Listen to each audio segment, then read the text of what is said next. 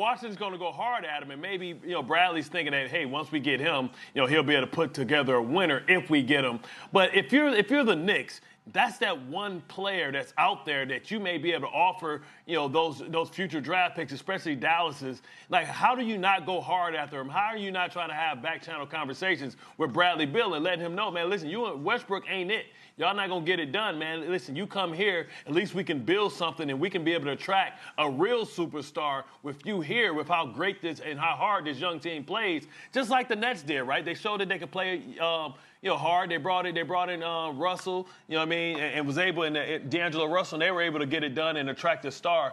If you're the Knicks, how are you trying to go after Bradley Beal? Because that may be the one star that they may be able to attract to be able to come, because he's in a worse situation than the Knicks would be if he went there.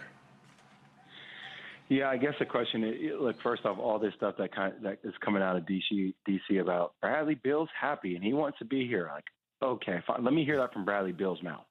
Yeah. Like, I need Bradley Beal to say, I'm happy, this is where I want to be. Until I hear Bradley Beal say that, I'm not sitting here thinking that Bradley Beal is happy.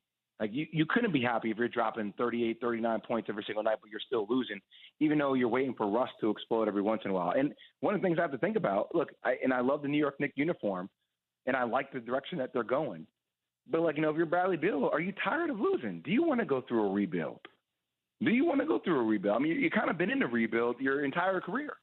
Golden State can offer a maybe ton I want to go to a contender, a team that's already kind of pre-built, turnkey, where I can come in and start winning right away instead of going through the same losing process again. It's something that Bradley has to really think about because, look, we all know you can't play this game forever, man. Your time playing this game, this window's short. But if you put Bradley Beal on the Knicks, does he not make them an 8th seed or a 7th seed? And then you can attract somebody later. I would argue, and I watch this team every night, I would argue right now the way they're playing, the missing element of this team is shooting. They can't shoot. They lost to the Bulls because they couldn't make threes. That's all it is. Their defense is the best in the league. They just can't shoot. You add him, and I'm telling you, it takes them to a level where it goes beyond just making the playoffs. Not championship level, but certainly a little higher than just getting into the playoffs.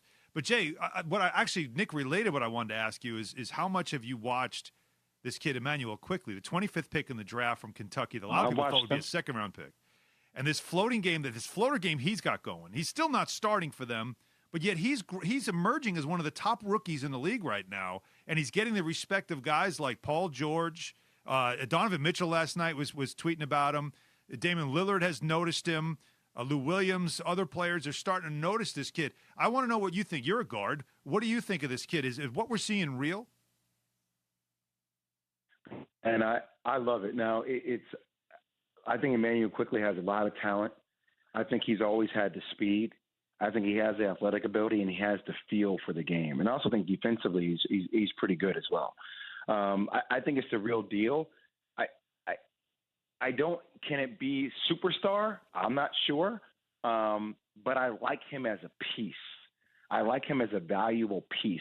And the one thing I will say about him, watching him play at Kentucky, watching him underneath John Calipari, like there's a chip on his shoulder because like it just always felt like you could get a little bit more from Immanuel Quickley, but you knew he had it in him. You knew he had it. It took the right environment. I think now we're actually seeing an environment where he can be competitive and he can be fierce. And I think Immanuel Quickley can be a solid starter in this league for a long time to come. Thanks for watching ESPN on YouTube. For live streaming sports and premium content, subscribe to ESPN Plus right now.